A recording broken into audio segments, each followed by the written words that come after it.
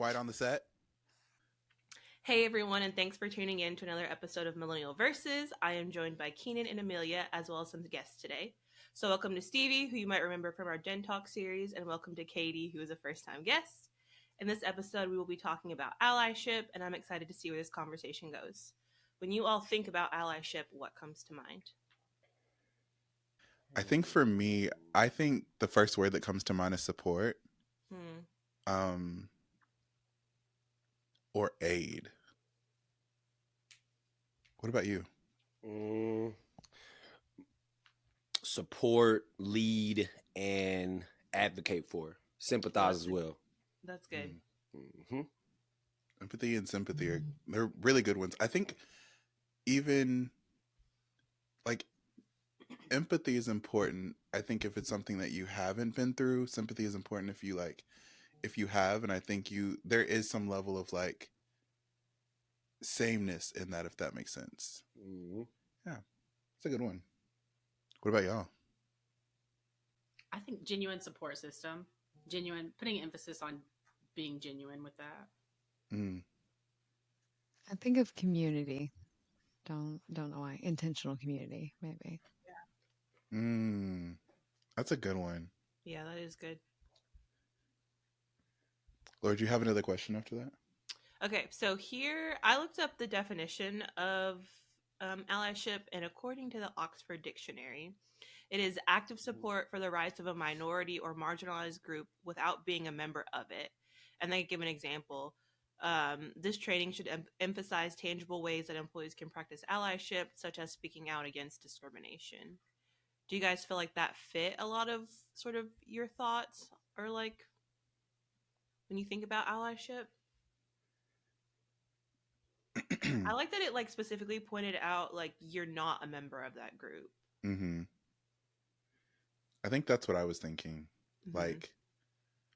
Like we were saying with sympathy and empathy, like you have to have that ability to say like, this is not something that I'm a part of or that I understand as my own, but I still have that level of empathy to say that even though it's not something that's personal to me or it's not my own, I still respect that it is for you. And I think it's about,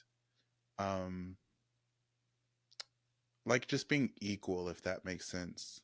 And just the word equality, honestly, I feel like that's a big one because you have so many people that fight for acceptance, equality, mm-hmm. things like that. And so, yeah, I feel like it takes a different level of intelligence to be able to say this is not something that I feel personally or understand, but I'm committed to understanding. Yeah. Like this is not something that I struggle with, but in terms of like how society treats you per se. Mm-hmm. One of the questions that I had was, why is this conversation important? Why do you guys feel like us talking about allyship and us having that conversation now is important? I think a lot of reasons. Well, kind of like thinking about the Black Lives Matter movement kind of pops into my head. I'm thinking about like the systemic racism that we experience in this country. Like Black people alone can't sort of combat that, right? Like there has to be people who help us and people who support us. And like you can say that for sort of other social issues that our country faces. And so I think, you know, having allyship and being an ally, and I think too, just being like a genuine person who cares about other people, you know, like just because something isn't affecting you in a negative way doesn't mean it's not affecting someone else in a negative way. And so I think kind of seeing those struggles and depending on sort of who you are and what you look like and, you know, who you love, like those struggles can be different, but still struggles, if that makes sense. What about y'all? Good take. Allyship, why it needs to be important still and talked about more because, like you said, Laura, all the problems that are going on in the world today, and if that's why I like being a man of service, like to always be a helpful person because you don't know what somebody is going through. And it takes a lot of us to come together in unison to try to combat and defeat the struggles and the issues and conflicts that we have in the world today. Allyship is a good topic to really converse on. What about you, Katie? Being our guest, like, why? I know me and Laura had talked about a lot. In Amelia, we talked about like what guests we wanted for this season, and I think with us, we're being super intentional. So by having Stevie here, by having you here, it's super intentional. So, like, why did you agree to like even have the conversation with us? Why did you feel like it was important? Because I love the topic of allyship and what makes a good ally, what makes a bad ally, and what that looks like as far as people not doing enough or being even too extreme, and then allyship within marginalized communities. Because even if we think of just the LGBTQIA, there are people in that need allies already in that community to fight for their rights that may not affect people that are joined in there. So I think Mm. it's a really important conversation to have, and I'm was excited to be a part of it. Well, thank you. We love having you guys. When you Thank say you. like too much, what do you mean by that? Like saying that people do either A, not enough, or B, too much. What does that mean to you?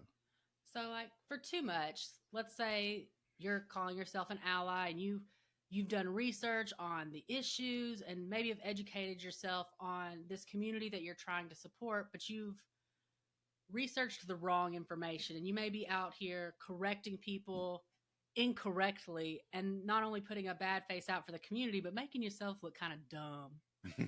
And that's not proper allyship. Instead of you going out and saying these are the correct facts, you need to give space to the marginalized groups themselves, not take it upon yourself to shout for the world for them, but let them do it, or educate people in behind closed doors when that discrimination is happening.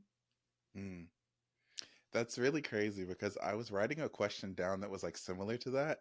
And I was like, how do I, like, I didn't know how to ask that question. I was like, how do I? And so I just took it off. But you literally said the thing that I was thinking. So thank you for that. Yeah. What about you, Amelia? Why do you think it was important?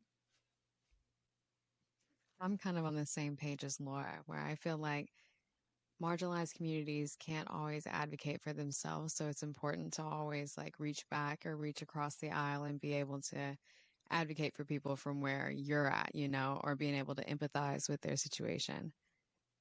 Because sometimes we have privileges that we don't necessarily recognize. Mm-hmm. That's true.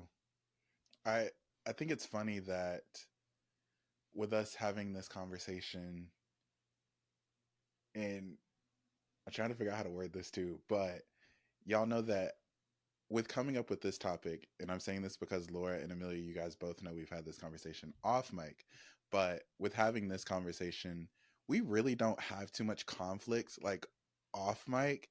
And so if we do, we're just kind of like, okay, well, like, let's talk about it, like, whatever, let's deal with it. And so I feel like allyship is one of those things where we were all doing, I feel like we're all being allies, but we were all doing it differently. And I don't think that we all fully understood that that there's more than one way to be an ally. So like you can donate, you can donate your time, not just money, you can donate your time, you can donate your resources, you can file petitions, you can assign your name on petitions, you can actively be on the front line and protesting and things like that. There's so many different things that you can do. And I think for us, we, even though we're similar and very agreeable people, I think just the way that we would address allyship was like different for us. And so like, can we have the conversation, y'all? Can we talk about it? Can we talk, Yes. can we talk about it? Oh, go ahead, man. Go crazy. Okay. So if you guys have not seen our first Q&A, right? There was a question that popped up. I don't know. I guess just polled our audience about is there a topic that we have not talked about? And Laura answered the question. She was like, yeah. And the topic was what, Laura? Abortion. Abortion. And this topic has been I don't want to say, I don't know, y'all can correct me if I'm wrong. My heart is beating just even talking about it, just thinking about it. But like, I guess a bit of a point of contention for us, only because it's such a, I think it's such an important conversation to have, but it's also a very difficult conversation to have. And when you have that conversation, you want to make sure that you're well informed, everyone's well informed enough to be able to have that. And again, correct me if I'm wrong, but I think that we were all trying to be allies, but in different ways. And so I personally felt like we should have the conversation, but I wasn't like, we need to have the conversation.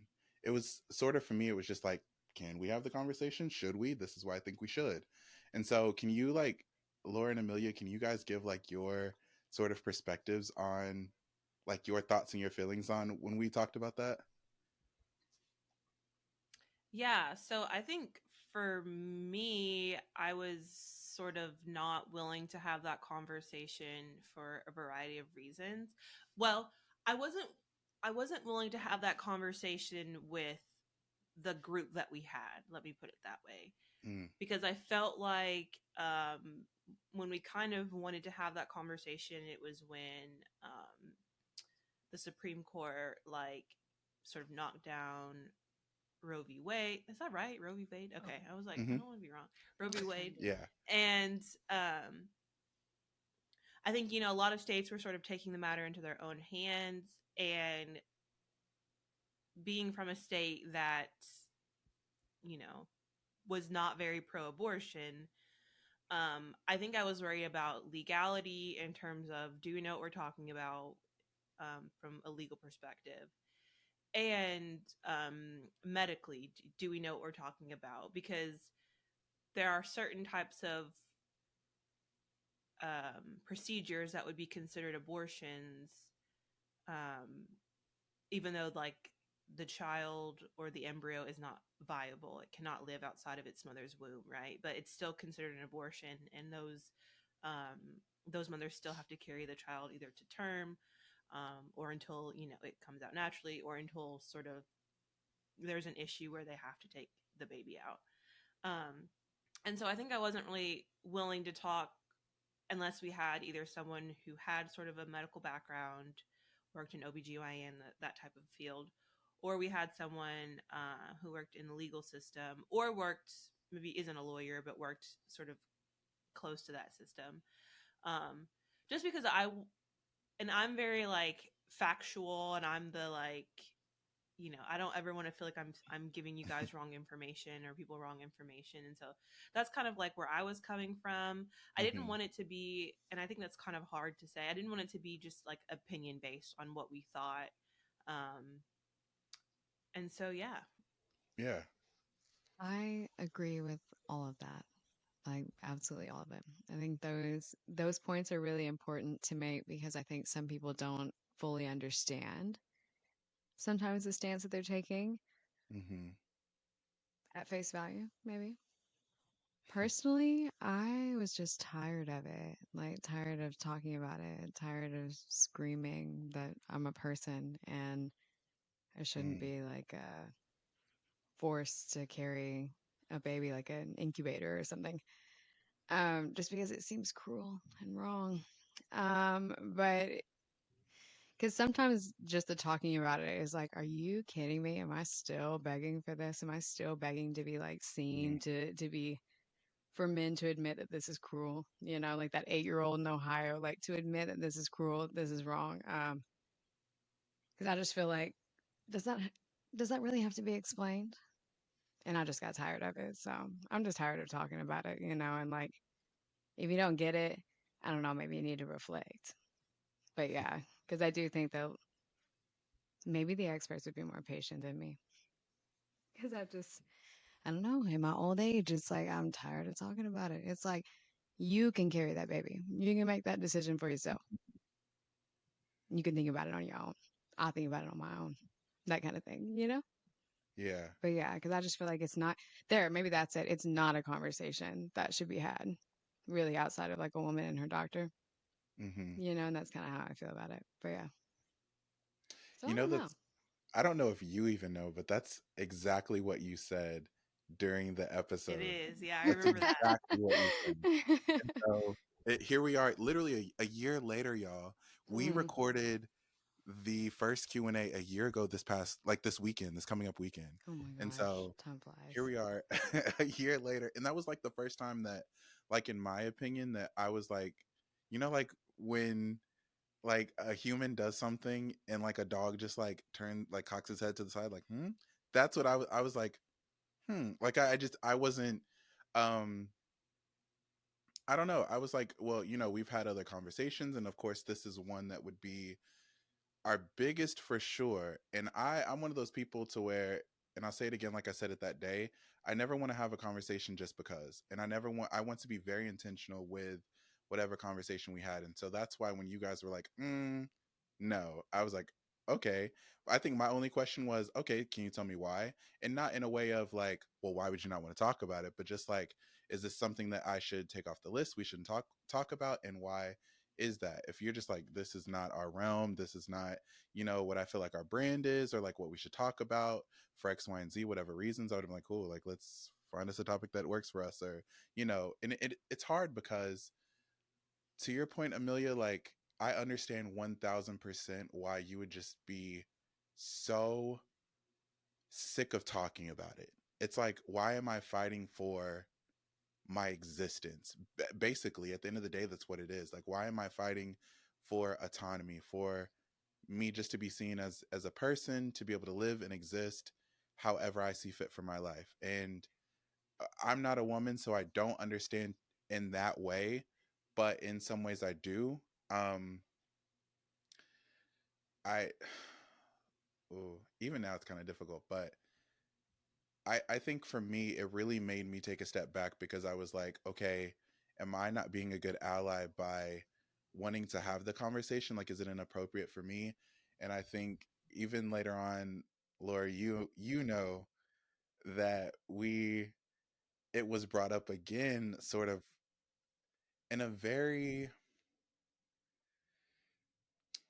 in my opinion, non-supportive, like an unsupported environment, and like out of nowhere. And so again, I feel like if it's a conversation that's like, okay, well, Keenan, this is kind of inappropriate, or you shouldn't have asked that question. Again, I send like a list of 15, 20 topics, and I'm like, y'all choose one. And so it had been on the list since the beginning, and I was like, okay, well, they're not choosing it, so why should I take it off? Whatever. But I felt like in that moment, I really had to question, like, am I being a good ally by wanting to have the conversation? Is it inappropriate for me as a man to um have the conversation? And I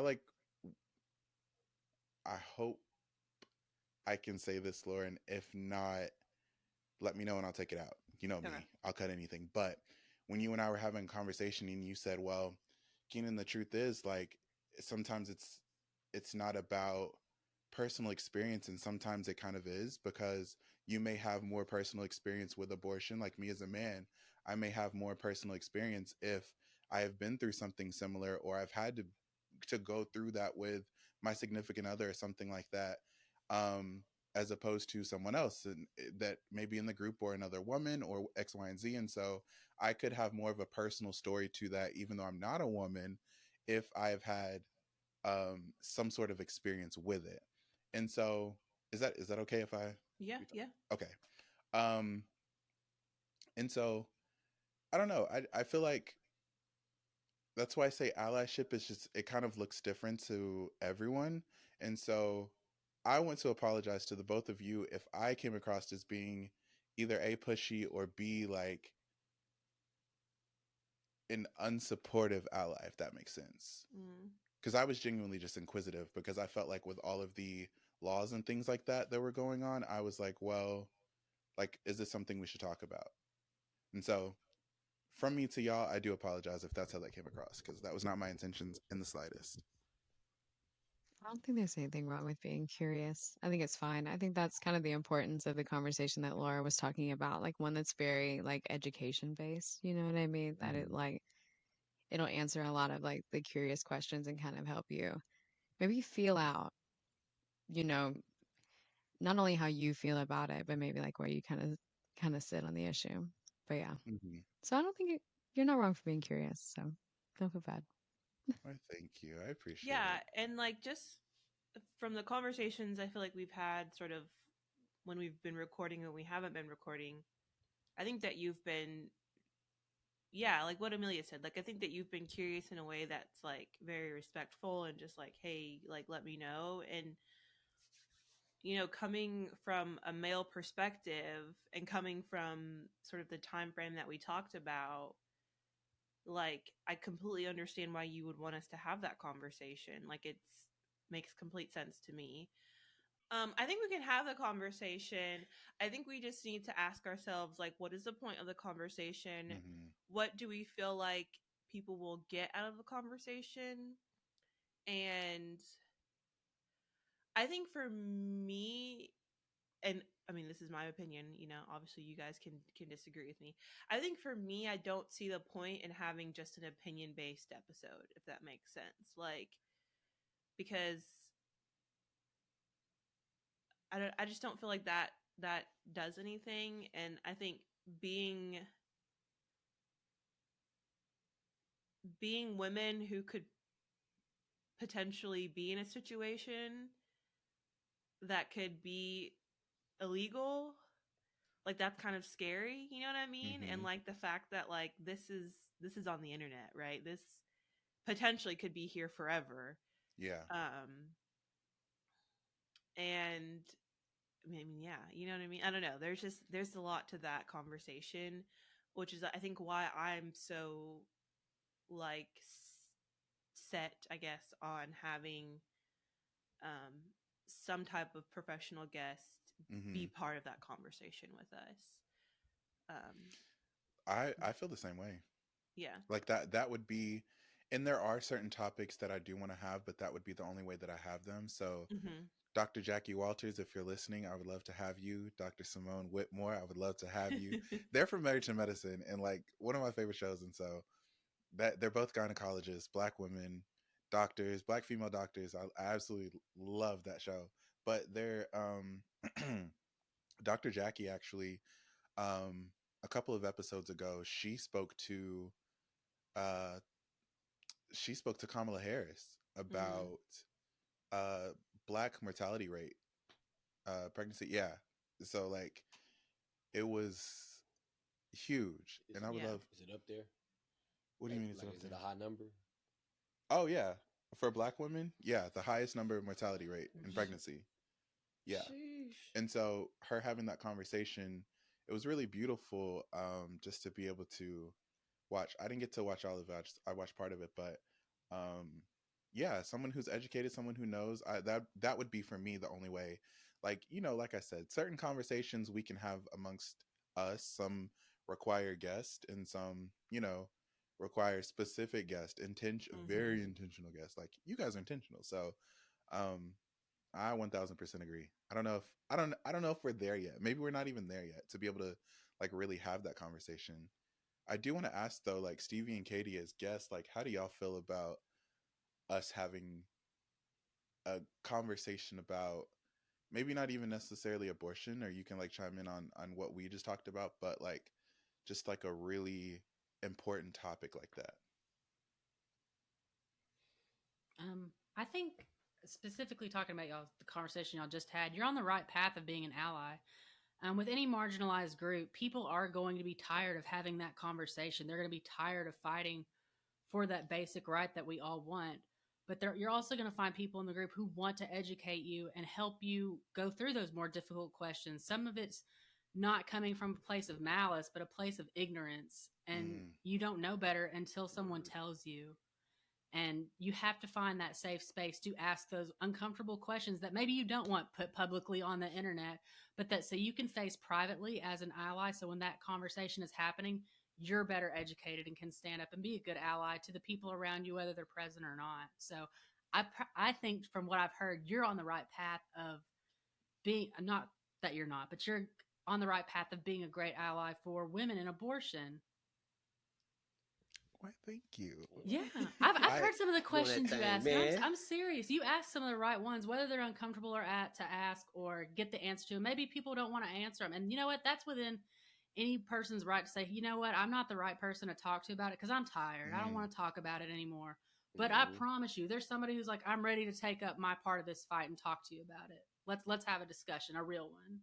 yeah. That's real. And I think for me, I get to be so like gung ho, like I feel some sort of way. I think naturally I'm just kind of like a with knowing about the mortality rate of pregnant Black women and like watching my mom have certain health issues. I think and also like even since I've been a kid, I've always been naturally more drawn to like I have more female friends than I do male friends, and so I think I've heard a lot more conversations about certain struggles that women have, and I've been able to empathize. And so for me, I think my initial thought was like, okay, this is an issue for women. Let's talk about it. Mhm. And I think us having the conversation during the Q&A a year ago, I think that was what gave me pause to be like, okay, wait a minute, but are you addressing it appropriately, and are you in a space to be able to address it? Because like, another thing that we used to do, y'all, is sitting out, and we talked about this, sitting out of certain conversations, and we agreed coming back for season 4 that we weren't doing that because we used to sit out like if it was something that would affect like racially, Amelia would be like, okay, guys, I'm going to hold space for you guys, which we thought, I think we all were like, that's so beautiful. She's going to let me, like, us have that conversation. Um, and Amelia would still be there, you know, during the Yeah. conversation, listening. Um, but she was like, I'll give you guys the space to be able to talk. And same with like when we had the episode Feminism, me and Tolly sat back. I kind of asked more questions, but us as the guys, like, you know, I'm inquisitive, but us as the guys, like, we sat back and let you guys carry on that conversation, which still can happen, but at the same time, everybody has to be included in the conversation in order for there to be an actual change. And so that's like the one of the biggest things that we had to change for season 4, because we were like, that may have worked season 1, and I think that was the space that we're in. Oh, Amelia, can you please talk about that when we had that conversation, because you raised some excellent points just about how we agreed to do that. About which part? About how we agreed to like all start talking, or Yeah. during like the feminism episode specifically? I mean, you could talk about both, but for me it was So I more say it's been a while since that one. look, we don't have to go to feminism. um ju- it was a statement that you made. You said something like, it was great having us sit out was great for then because it's what we needed. Like, Oh, especially like when it came right. to the Black Lives Matter, because our 4th episode was cultural appropriation. I'll Yeah. never forget recording in my grandmother's closet. Like, I was like, y'all, we're gonna talk about this. Like, how are we gonna address it? We're going over notes. I still have my notes in my desk right now. And you were like, we were like, Amelia, like, how do you want to talk about it? Because like Yeah. all of us are Black, and like with you, Hmm. it's like a roles reverse sort of thing with you being the minority, and like, and so we were like, how do you like so we're like trying to make you feel comfortable with talking about cultural appropriation, which is wild because it's like, I mean, who does it affect more, you know? And Yeah. so Yeah. yeah, it was, I don't know, it's just, I think that that statement that you made about um that's sort of where we were then versus now. Yeah. Some of those topics were hot. And I think at that time, especially when we were first getting our footing, like as a group and kind of getting to know each other better back then, that it was good. I think it was good to do both, you know, and realize that, like, okay, that worked for then, and we've done it that way. But now we realize that these conversations are important to have and that it's important for everyone to be engaged. It's also important to be unafraid to make mistakes in some of these conversations. You know what I mean? Like, to be like the way that you're asking really vulnerable questions is important, you know, like with the abortion conversation, things like that. I think that you miss out on that if you choose to kind of take more of a passive role. You know what I mean? Mm-hmm. But yeah. Stevie, let's play catch up. What are your thoughts about what we're saying? That's I know it's that's a a lot, right? lot, but just to really Yeah. summarize, like it just takes Tree, a lot sorry, of can you patience put and the mic a little bit understanding. closer to Stevie? It just takes a lot of patience and understanding when having these type of conversations with people that they may deem as it being uncomfortable. And we just have to know how to like come about, like what y'all said, with the approach, and make sure you have your facts right, your research, the stats on it, and just just be a listener first, more than anything. Definitely listen first, and then counteract with what they're saying, and then but still be understanding, is they may not react the same way I might react or Keenan may react. I've been having to try to practice that nowadays lately, of knowing like what words to use, especially like when speaking to women, talking to women, conversating with women. I got to know what words to really say and not to say, to still have them comfortable, to still maintain them being comfortable in having a conversation.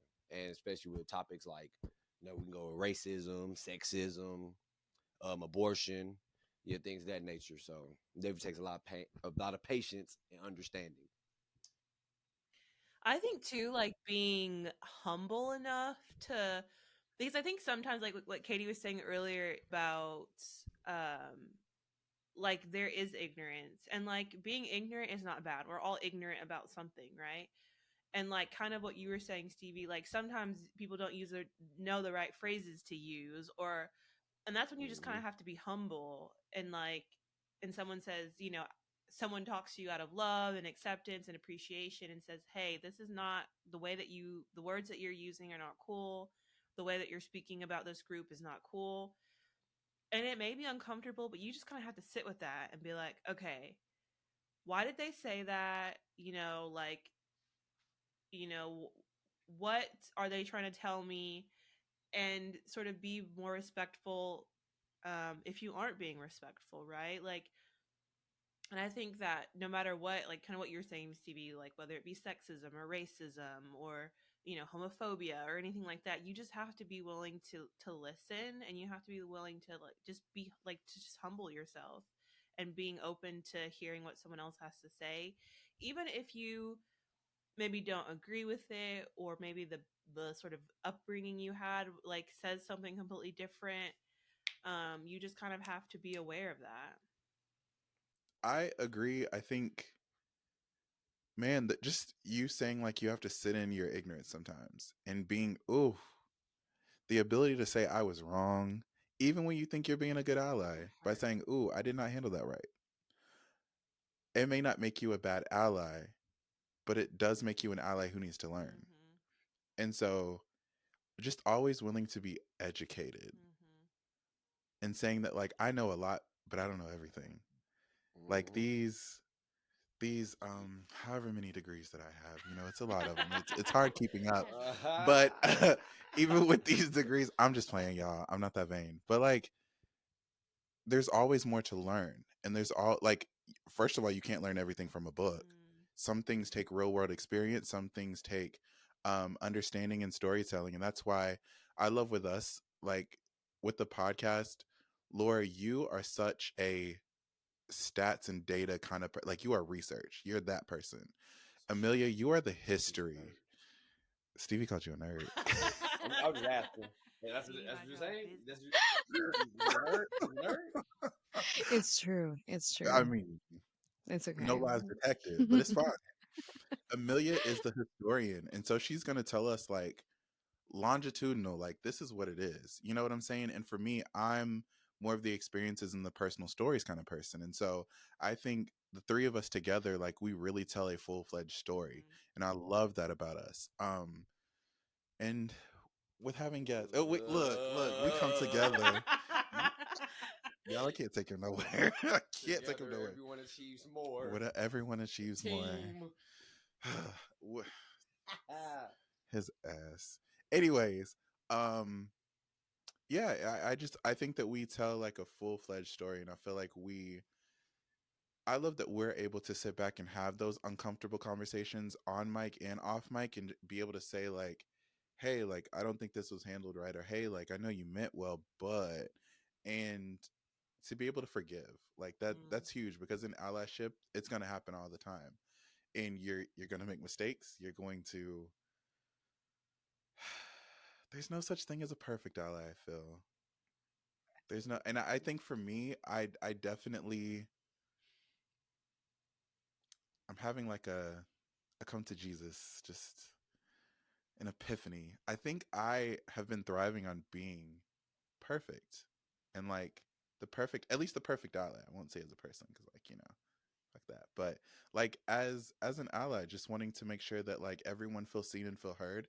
And I think that comes from my own personal experience, but at the same time knowing that even when I am advocating, even if I am signing petitions, I'm on the front line, I'm doing X, Y, and Z, like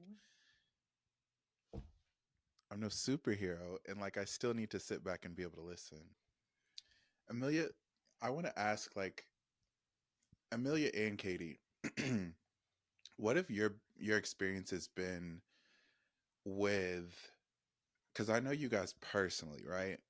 And so what have your experiences been with having to be an ally when it comes to, we can talk race, we can talk gender, we can talk like whatever. Like what has your experience been like having to stand up as like, or do you, like when it comes to family or friends? I already know the answer to this, but like when it comes to family or friends, like what is that like for you guys? Because I know what it's like to speak up for um people of color. I know what it's like to stick up for black men, but I am a black man.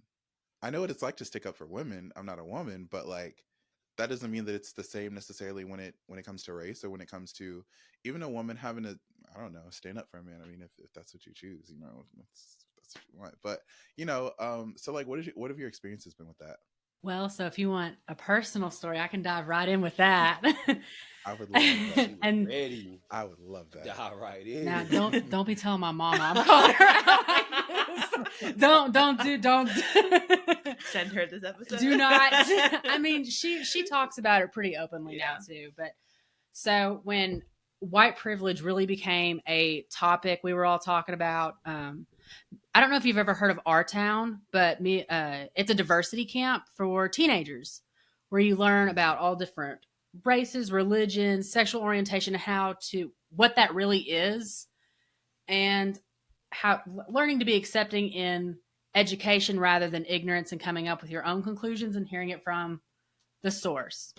And in that camp, white privilege was brought up multiple times. It felt like a whirlwind, and me and my brother learned about it together as both campers and counselors. And there was one night we were at my mom's house, and my brother and my mom, she's the sweetest lady, but my brother sat on the couch and was like, we're going to discuss white privilege today. And I was like, we're doing that now? Oh, okay. So like we're doing that now. Great. Let's have this conversation. And it was a tough one because when you first hear that term, as a white person, it's defensive. It's, well, I have friends that are people of color. I do this. I fight for this group. I'm not privileged. I went through this. I didn't get things because of this. And it's not that, y'all. It's not that. And that was a really hard concept for my mom to come over. And she was like, no, I didn't grow up with this. I had to fight for everything I had. I fought with these groups, and like, it was such a hard concept. Be like, Mom, nobody's saying you didn't go through anything. It's just that life's a little easier because you're pale. That's all it is, girl. And but it took a couple weeks, and when she finally it's in that letting people sit in that education and giving them that space to do so without pushing and pushing and pushing. She came to me and my brother and was like, white privilege is real. It took me a minute. I was mad at y'all for a second there. I thought y'all were saying that I didn't earn everything I have. Like, I earned it, but I hear you and I get it. White privilege is real.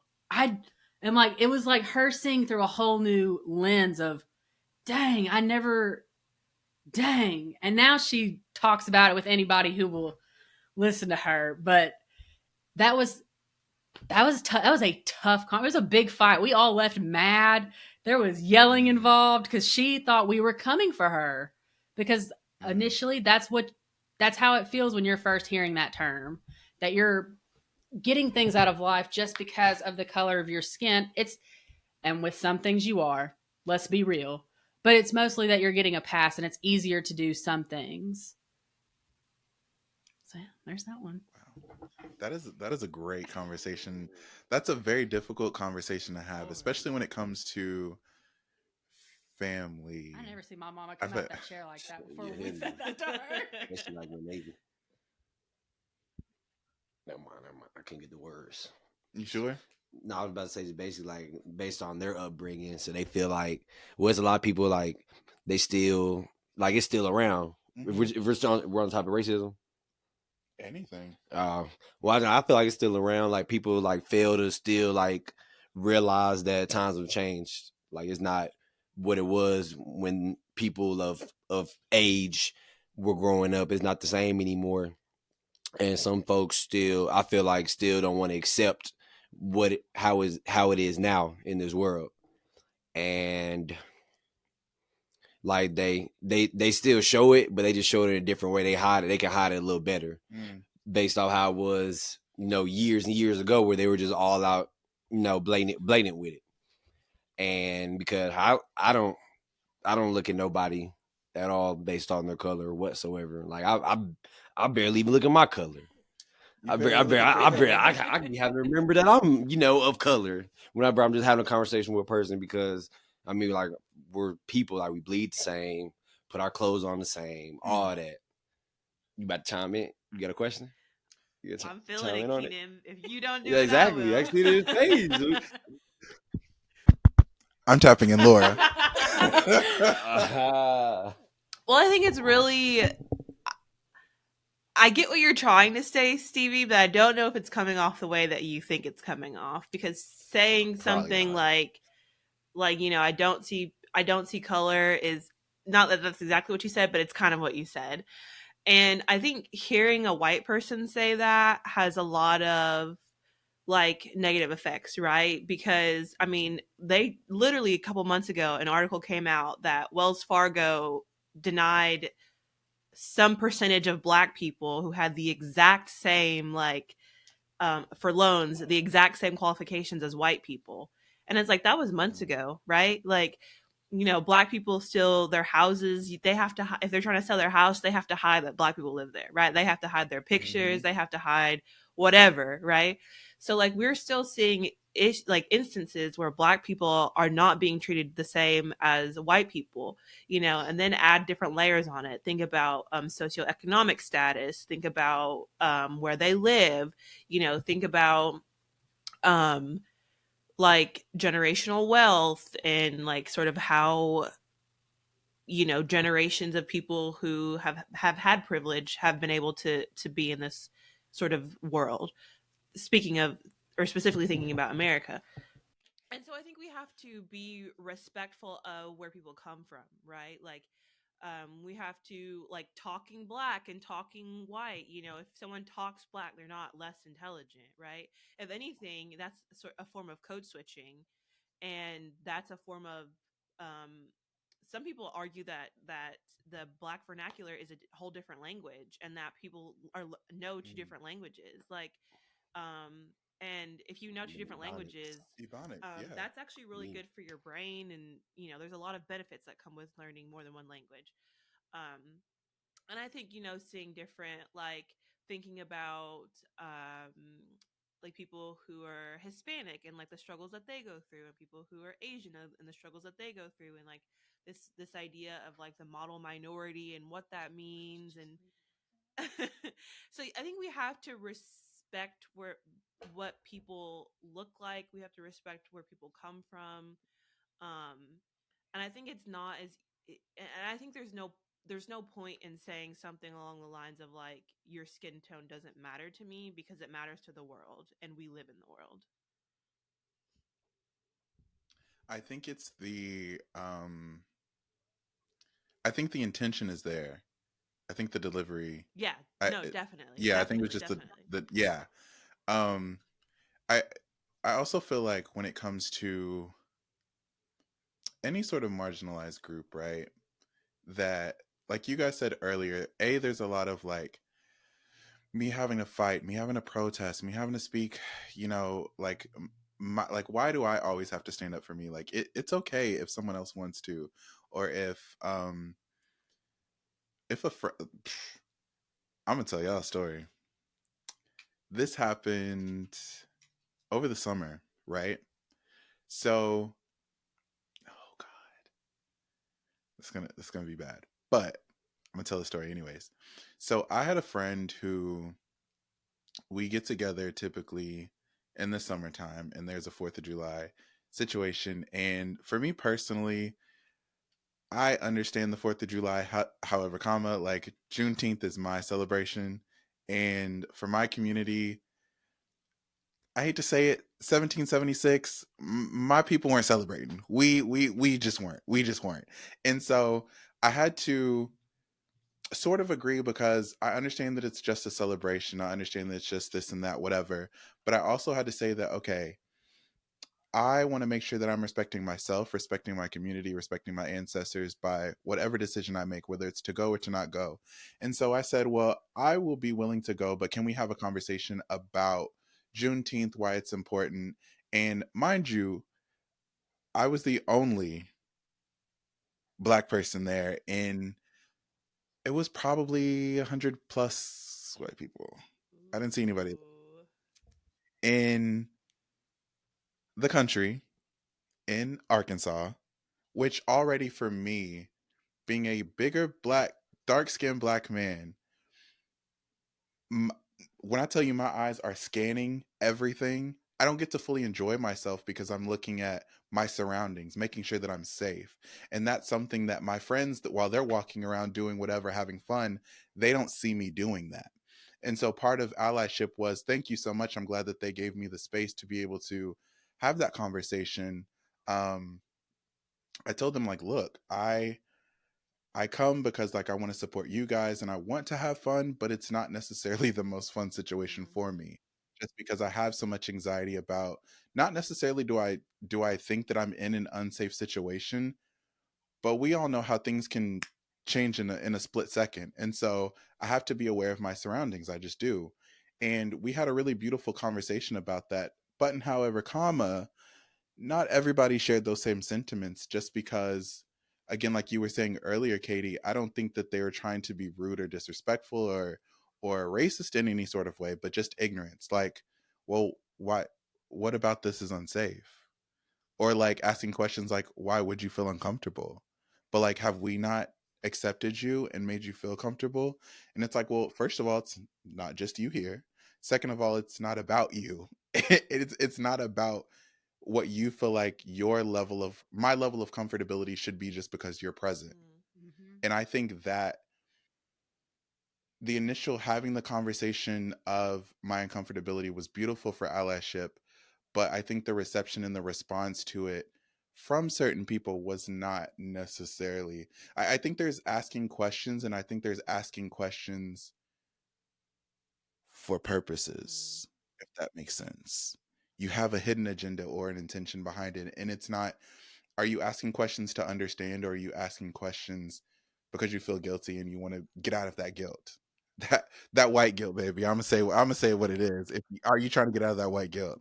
I'm just saying because in certain communities, like I, honestly, that's all I have to say. I'm gonna leave it right there because I think I got it with white guilt. And if you didn't hear me the first time, I'll say it again. So yeah, I love that we, especially with millennial verses, like we're trying to create an environment where um these conversations are had and everybody, even if we don't understand, we're allowing ourselves to be open and educated. And I feel like everybody here is able to do that, which is beautiful. Well, I think in the So situation you just described, something that somebody that they could have done for you as an ally is before ever happening, saying, "Hey, this is the kind of people are going to be there. What can I do to make you more comfortable? Because I want you to go, but I want you to yeah. feel comfortable. What does that look like for you? Like you need to invite a couple buffers, a couple friends that you know that you can go off with and talk to. Like, what do you need to make sure you're having a good Yeah. time?" I think it's very unfortunate when you live in a space where you don't have to think about those Mm. things. I think I don't it sounds bad, but you know how people say like, well, I have black friends. I have like maybe you should But that's real though. it's Real. Maybe you It's should. real. You said that's real though. I mean, it's like in the But the amount of question times I that I've think is, heard but that. do you really have black friends? One, or two. I think the question is, not all people of color have the same experience or believe the same things, right? Like there are people who say, for example, there's, I don't know exactly who this person is. I think it was like a documentary or an Instagram reel or something that I saw, but it was this person who I think they were Korean and were adopted by white people and lived in this small town, and they were literally the only person of color in the town, right? So like their experiences about how they feel about their culture, how they feel about, you know, how they interact with white people, like that. Can you all hear my cat? Okay, good. He's got a little ball with a bell in it. Um, but those experiences are just different, right? And I think like internalized racism and like how people deal with that. Um, and while I think, you know, every person's, you know, if someone's within that group, like their experience is important, I think you have to have a variety of experiences to kind of, you know, be like, okay, bro, are you serious? Where is it? I think you have to listen to a variety of experiences to, I don't know, I don't want to say make up your own conclusion, because if you're not part of that group you can't make up your own conclusion, right? But one person's experience does not define the experience of a whole group, I guess is what I'm trying to say. I think it's good to keep going there because like I didn't have a good personal story because I'm not going to get on here and be like, oh my God, I used to do diversity and inclusion and I went to this protest and me. No, no, bitch. I went to that protest with a mask on. The government does not need to know where I was at on whatever day in 2020. Okay. Don't worry about where I was at. I wasn't Don't worry about blocking it. I-40. I wasn't. Okay. Okay. Anyways, you're gonna have to cut that out. But anyways, I told my parents I was going to lunch and then I was out in the streets. So it was so bad. Anyways, It happens. I didn't have anything like that. I was thinking more of like I was gonna take it more in like a gender direction, and I was thinking about how like I feel like men struggle with allyship with women. I think they struggle to empathize with a lot of things that women go through, like how women survive and have to live with the fact that men perpetuate a lot of violence against them, and that's like a in the same way that you know the racial divide is there because of violence and a little bit of disparity. I feel like women experience that in a different way, but I think men have a harder time admitting it. There's like a mysterious third party that's doing all this stuff. It's not them, not all men or whatever the hell they say. But yeah, so I was kind of thinking the other direction. I was thinking more of a lack of allyship. So, you know, we can go either way. Y'all can cut that out completely. We can keep, because I like this other conversation too. This one is good. So, but yeah, so don't feel pressured on that. But yeah, because we can always come back to that too on like a Gen Talk episode or something like that. So Yeah. I would like to yeah, keep that second half in at least. You know, I know you don't want the first hell part in, but yeah, like just yeah. because I feel like it's important to know that like again, sometimes allyship is important as is. Sometimes we all know that it's performative. And sometimes you have to milk that like performative behavior too. Sometimes it's like, oh my God, thank you so much. If we could just get this donation, that would be great. Oh my God, if you could just sign here, please. Oh my God, we love that.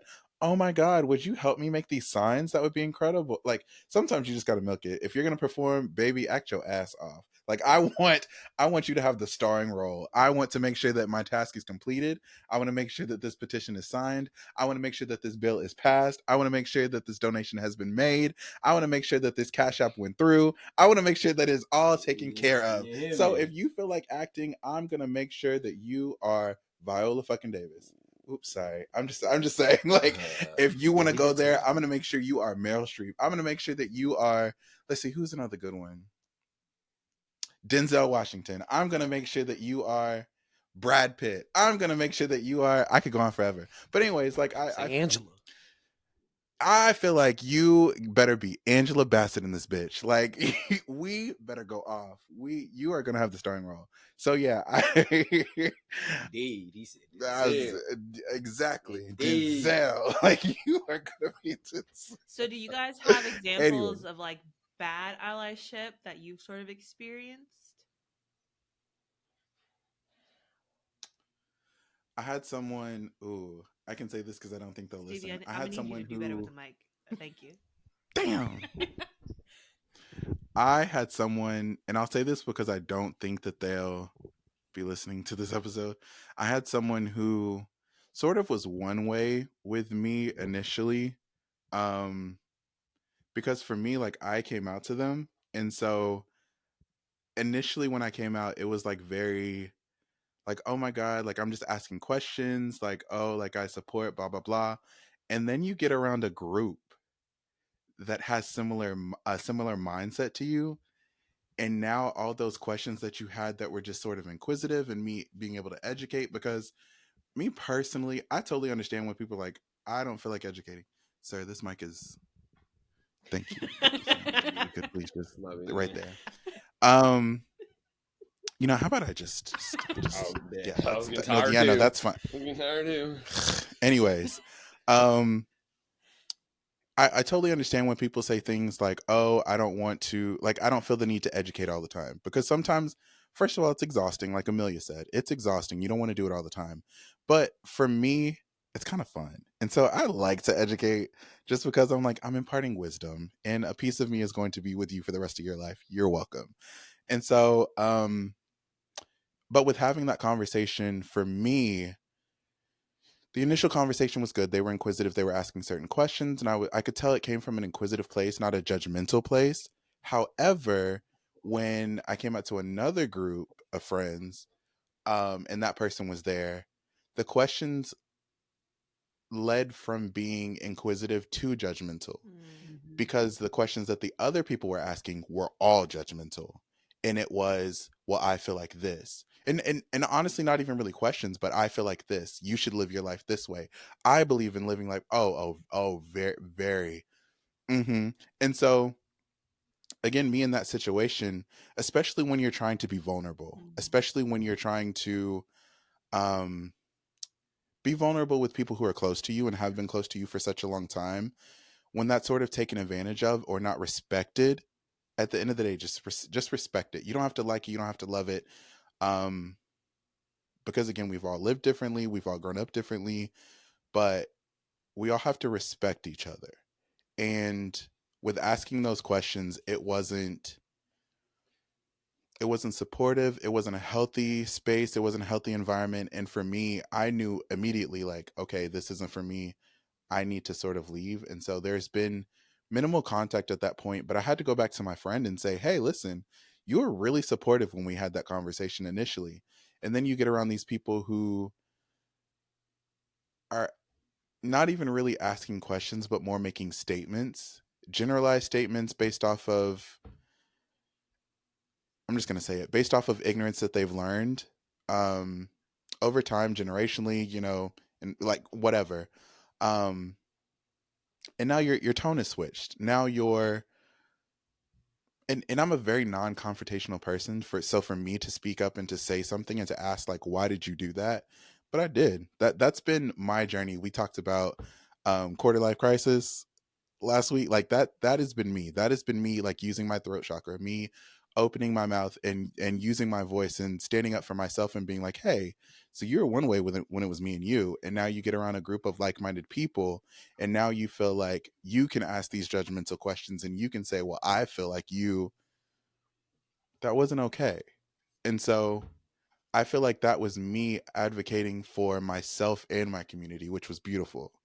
And then I have someone who, like over here, who I did the same thing, and it was nothing but love and support, which is why when we came up with this topic of allyship, that's why I asked Stevie to be my guest, because he's been nothing but support. And I think, especially with our community, meaning the Black community, I know how certain things are received. I know how um, there are certain judgments that are made, um, And so when you can find people, I mean, we all have multiple groups that we're in. Like Laura and Katie, y'all are book readers. I'm not a book reader, but like that is a very strong and supportive community to be in. And like so much so that like y'all make me want to pick up a pamphlet or something. I can't read a book, not a Not a whole book, pamphlet. a It's pamphlet, like, crazy. rip out a page and read it or something. I can't do a whole book, just, about the author on the back of the book or something. Thick books They too, though. are like Long chapters. 1,200 pages and shit. I'd be like, oh my God, no. That's nuts.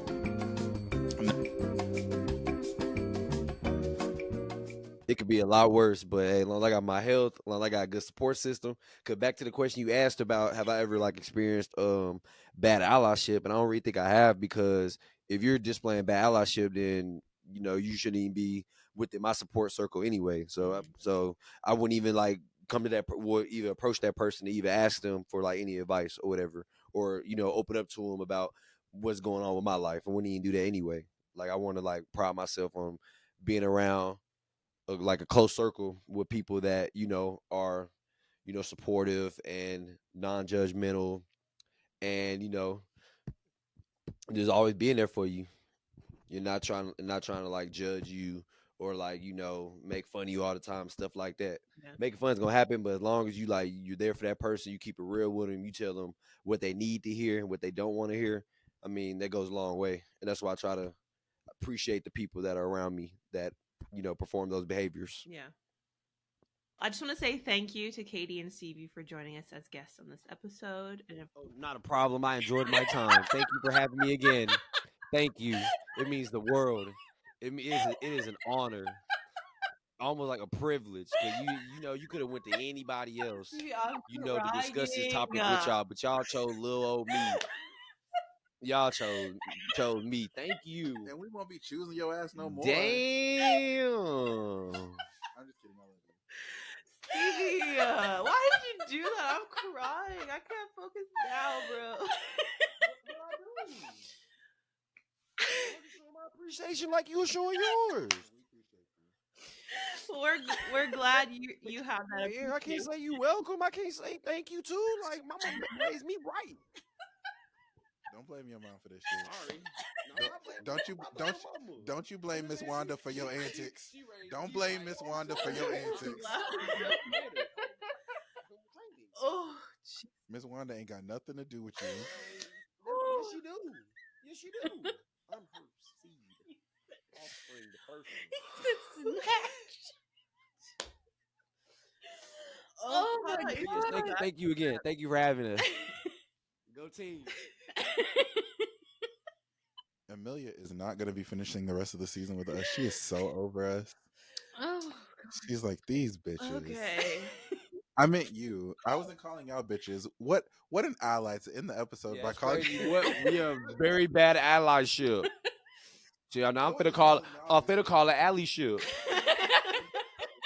So chill. I just want to say thank you again for Stevie and Katie for joining us on this episode. We want to know what allyship means to you guys. Make sure to download our episodes on whatever platform you use to listen. Also, make sure to follow us on social media to keep up to date with us, participate in polls, and interact with us so we can hear your thoughts about our most recent episodes. Until next time. Bye.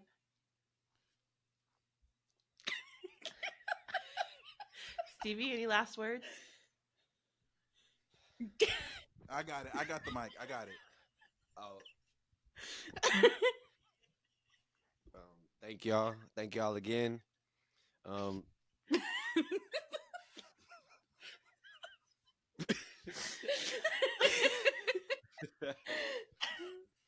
Always try to be supportive. You never know what somebody's going through.